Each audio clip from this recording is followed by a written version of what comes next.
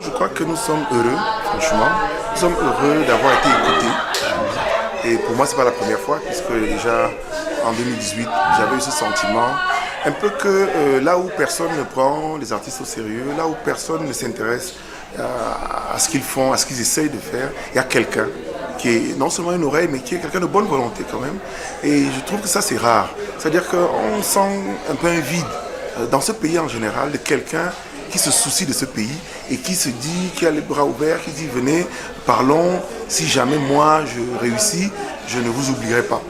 Je pense que ça a été pour moi encore un moment important et émouvant aussi, parce qu'au-delà de se retrouver là, beaucoup d'artistes qui évidemment aimeraient un peu savoir quel est leur sort au quotidien d'abord, mais puis pour les années à venir, pour moi il était important d'être là d'abord, et puis surtout de voir qu'en 7 ans, qu'est-ce qui a un peu changé, qu'est-ce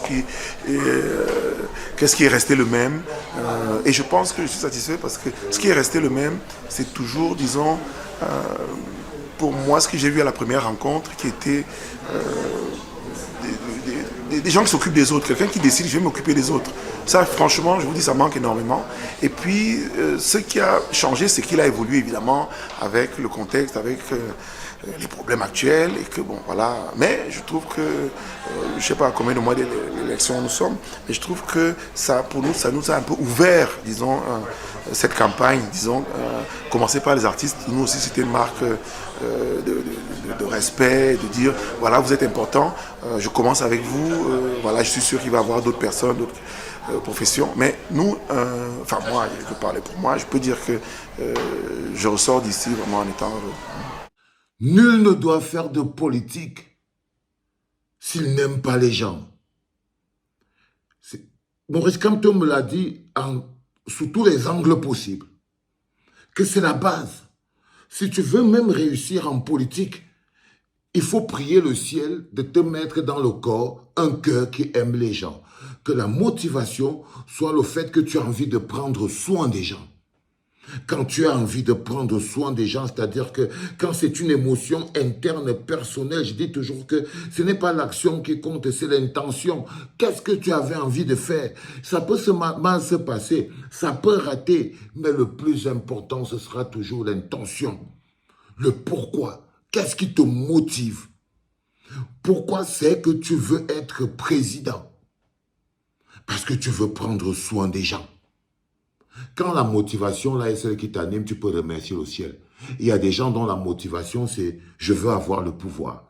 Il y a des gens dont la motivation c'est « je veux peut-être être riche ». Il y a des gens dont la motivation c'est « je vais enfin pouvoir dominer tout le monde ». Chacun doit prier le ciel pour que la motivation de son acte soit une motivation saine.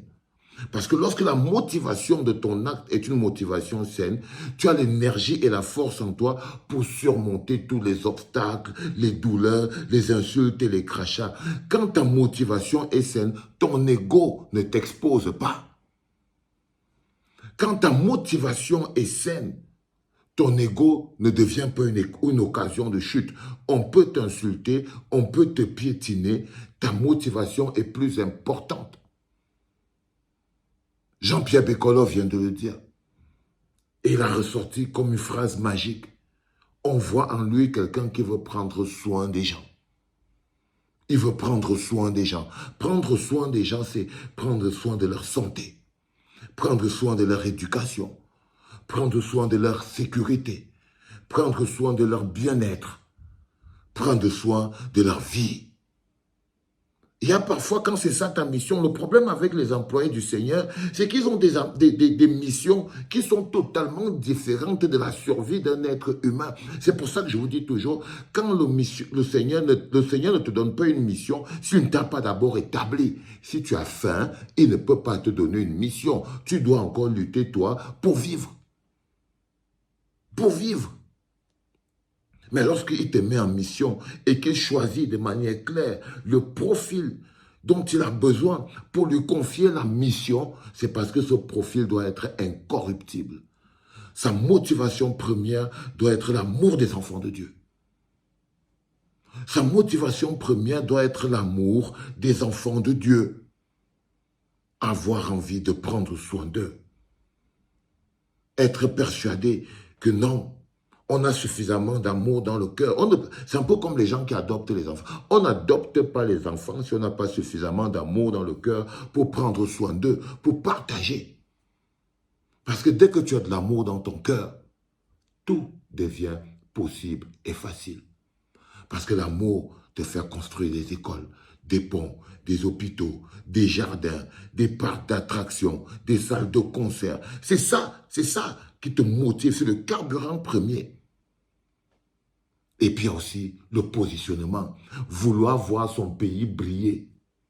Il y a des gens qui veulent briller, même si leur pays s'assombrit, comme Pomba.